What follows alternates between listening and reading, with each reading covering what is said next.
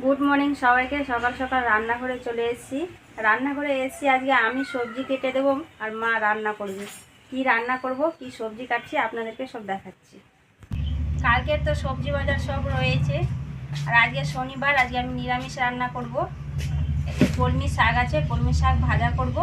আর এই যে এঁচড় নিয়ে এসছে, এঁচড়টা নিরামিষ তরকারি করব। আর গরমে সবসময় প্রিয় খাবার হলো নিম বেগুন। নিম বেগুন নিয়ে এসছে ভাই, নিম বেগুন ভাজা হবে। প্রথমে আমি এঁচড়গুলোকে কেটে নেব।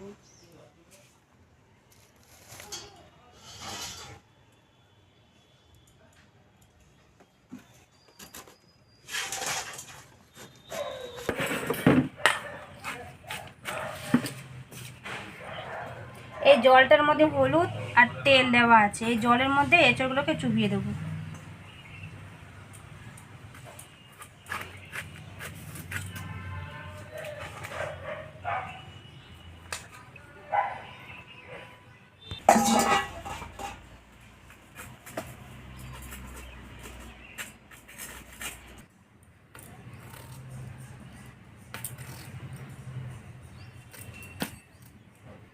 আগামীকাল নীল পুজো, আগের দিনকে আমাদের নিরামিষ খেতে হয়।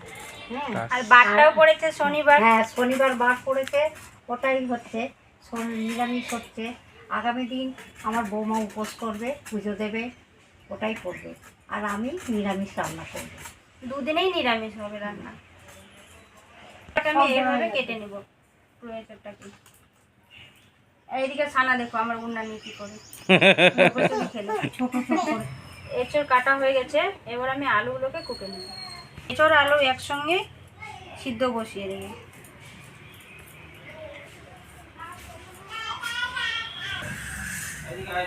এই যে এঁচড়ের সাইডে আলুগুলোও কুটে নিয়েছি। এখানে এঁচড়ের সঙ্গে আবার ম্যাচ করতে হবে। কি চাইছে?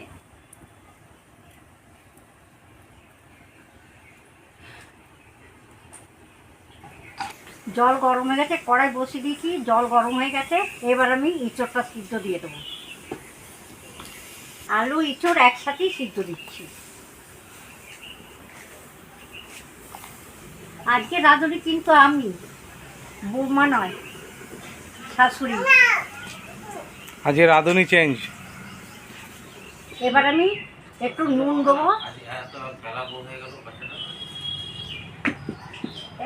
একটু হলুদ দেবো, দিয়ে সিদ্ধটা চাপিয়ে দিলাম। সিদ্ধটা হওয়ার জন্য আমি ঢাকা দিয়ে দেবো। করে আমি কলমি শাকগুলোকে কুটে দেবো।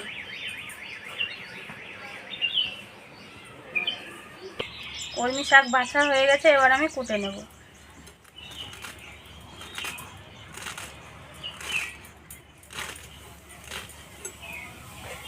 এভাবে কুচি কুচি করে কেটে নেব শাকগুলোকে।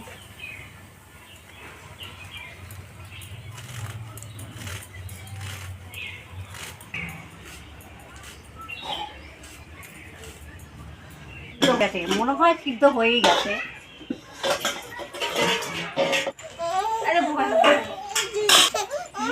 হ্যাঁ, সিদ্ধ হয়ে গেছে। এবার আমি নামিয়ে দেবো। এবার আমি ইঁচড় রান্নার জন্য তেল দিয়ে দিচ্ছি। তেল গরম হয়ে গেছে। কী কী ফোড়ন দেবো দেখুন, তেজপাতা, জিরে আর শুকনো লঙ্কা, এইগুলো আমি ফোড়ন দিয়ে দেবো।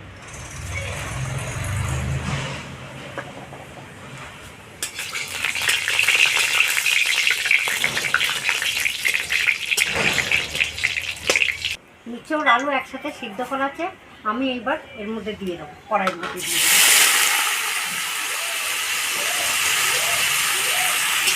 একসঙ্গে আমি ভেজে নেবো, আলু আর ইঁচড় দুটো একসঙ্গে ভাজবো।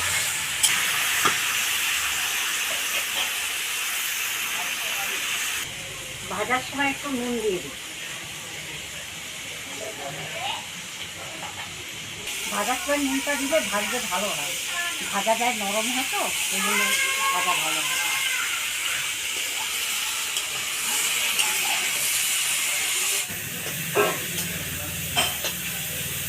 ইঁচড় আর আলু একসাথে ভাজা হয়ে গেছে, এবার আমি মশলা দেবো।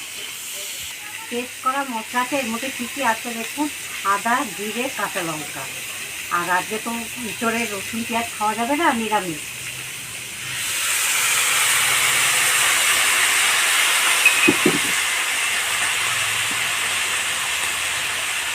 হলুদ দিয়ে দিলাম, পরিমাণ মতন হলুদটা দিয়ে দিলাম।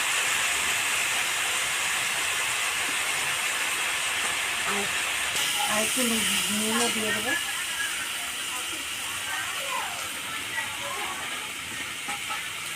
কাশ্মীরি লঙ্কাটা দিয়ে দেবো।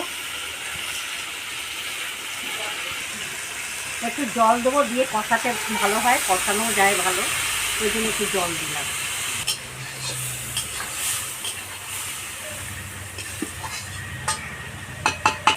টমেটোটা আমার মশলার সাথে পেস্ট করাই ছিল, টমেটোটা বলা হয়নি।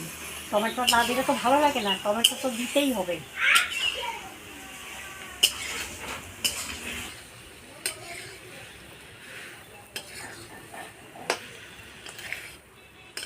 ইঁচড়টা কি সুন্দর কষা হয়েছে দেখুন, মাখা মাখা হয়ে গেছে। এইবার আমি জল দেবো।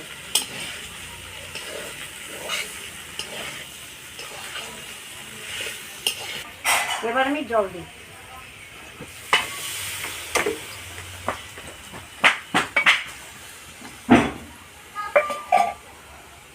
কিছুক্ষণের জন্য ঢাকা দিয়ে দিচ্ছি। এবার আমি ঢাকাটা তুলে দিচ্ছি, দেখি।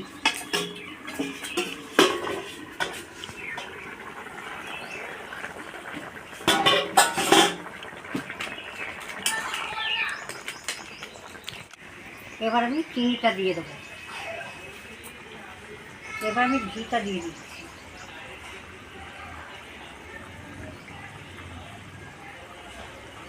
নিরামিষ ইঁচড় রান্না করছি, এটা ঘি গরম মশলা না হলে ভালো লাগে না খেতে, ওই জন্যই একটু ঘি গরম মশলা দিয়ে করছি।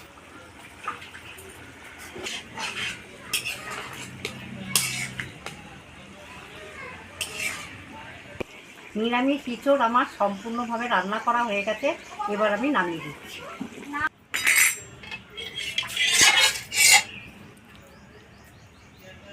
এবার আমি কলমি শাক ভাজবো, তার জন্য তেল দিচ্ছি।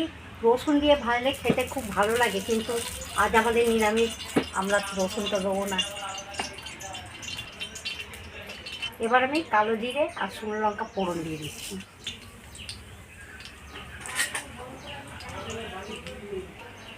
এর সাথে কিছু কাঁচা লঙ্কাও দিয়ে দিচ্ছি।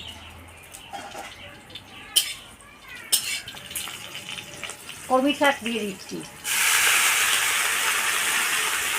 কলমি শাকটা ধুয়ে রেখেছিলাম। মা একটা করে পদ রান্না করেই যাচ্ছে আর আমি একটা করে পদ ফুটেই যাচ্ছি। এখন বেগুন ফুটতে যাচ্ছি। বেগুনটা ফুটে দিলে আমি চলে যাবো সানাকে স্নান টান করাতে, মা রান্না করবে। এবার আমি নুনটা দিয়ে দিচ্ছি।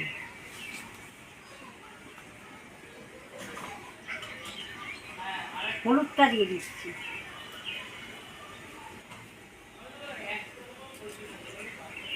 আরেকজনের কীর্তি দেখেন। আগুন নিয়ে খেলো। কলমি শাকে আমার নুন হলুদ সব দেওয়া হয়ে গেছে। এবার আমি কিছুক্ষণের জন্য ঢেকে রাখবো। নিম বেগুনে 3টে বেগুন নেবে। 3 জন খাবে কিন্তু, ভাই, মা আর আমি। আর তোমার দাদা ভাইতে যাবে, নিমন্ত্রণ আছে, নিমন্ত্রণ খেতে যাবে। আর শঙ্কু তো খায় না, নিম পাতায় যে কুটে রেখেছি।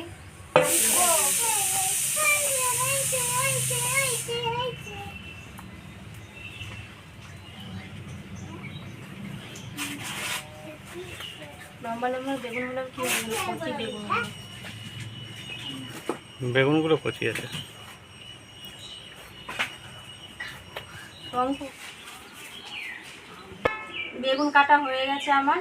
এবার আমি সব সবজিগুলোকে গুটিয়ে দেবো। ওনার ছুটি, আহা। আমার ছুটি হলে কি হবে, সানার দায়িত্ব অনেক আছে। সানা এখন ঘুমিয়ে আছে, তার মধ্যে আমি স্নান পুজো সব সেরে নেবো। মা এখন বুনুকে স্নান করিয়ে জামা কাপড় পরাচ্ছে। মায়ের একটু তাও লেট হবে, তাই জন্য আমি পুজো করছি, তাই মায়ের সুবিধা হবে। তাড়াতাড়ি পুজোটা করে নিই। মা ওদিকে বুনুকে রেডি করে রাখ।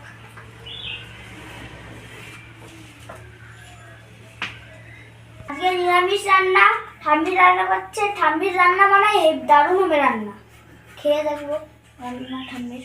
কালকে আবার নীল পুজো, তাই জন্য আগের দিন আমাদের নিরামিষ খেতে হয়। আজকে 12 শনিবার, আমরা নিরামিষ খাই এমনিতেই। এবার আমি ঢাকাটা খুলে দিচ্ছি, দেখি জলটা শুকিয়ে গেছে। জল তো বেরিয়েইছে। এখন একটু জল আছে, এটা শুকিয়ে নেবো। এটা ঢাকা দেবে না? না, আর ঢাকা দেবো না। আর ঢাকা দিলে শুকাতে তার দেরি হয়, আলগা রাখলে শুকিয়ে যাবে।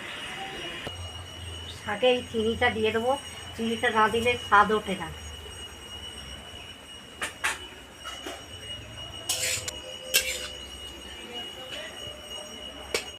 হয়ে গেল, এবার আমি নামিয়ে দেবো।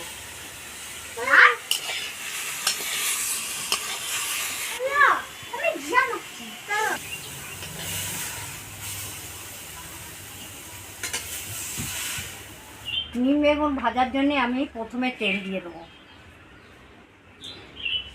নিম পাতাটা ভেজে নেবো আগে। তেল গরম হয়ে গেছে, এবার আমি নিম পাতাটা দিয়ে দিই।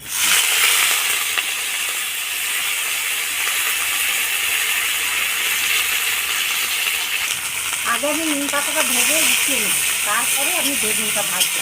তারপর নিম পাতা গুঁড়ো করে ওর সাথে মিশিয়ে দেবো, তবেই খেতে ভালো লাগবে। নিম পাতাটা কি সুন্দর করে ভেজে নিলাম, এবার উঠিয়ে নেব।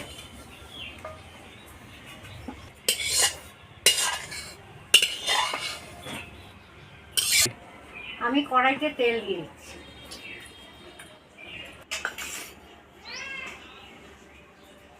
এবার কাটা বেগুনগুলো আমি দিয়ে দিচ্ছি।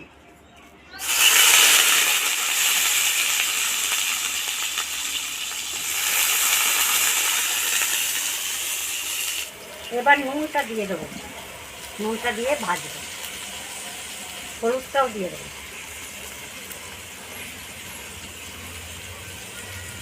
আমি সামান্য সময় একটু ঢাকা দিয়ে রাখবো, বেগুনটা যাতে নরম হয়।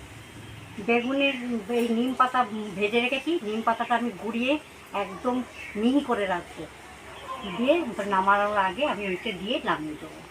তাহলে পুরো বেগুনের মধ্যে নিম পাতাটা ভালো মেখে থাকে। হ্যাঁ, এরকম করে চিপে এরকম নিম পাতাটা গড়িয়ে রাখতে হয়, তবে বেগুনের সাথে মেশে ভালো। এবার ঢাকা খুলে দেখি, সামান্য একটু জল বেরিয়েছিল, শুকিয়ে গেছে কিনা দেখি। শুকিয়ে গেছে জল। এবার ভেজে নিচ্ছি, এই তো কি সুন্দর ভাজা হচ্ছে।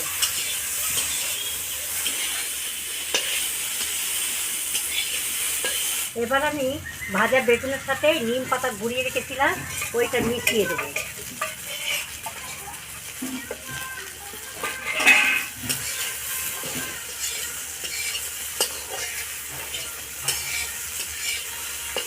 নিম পাতাগুলো বেগুনের সাথে সেটে যায় একদম। দারুণ হয়েছে।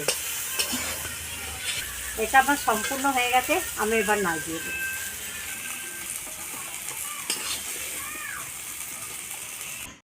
আমার রান্না শেষ হয়ে গেছে। আমার রান্নাগুলো কেমন লাগলো আপনারা কমেন্ট করে জানাবেন।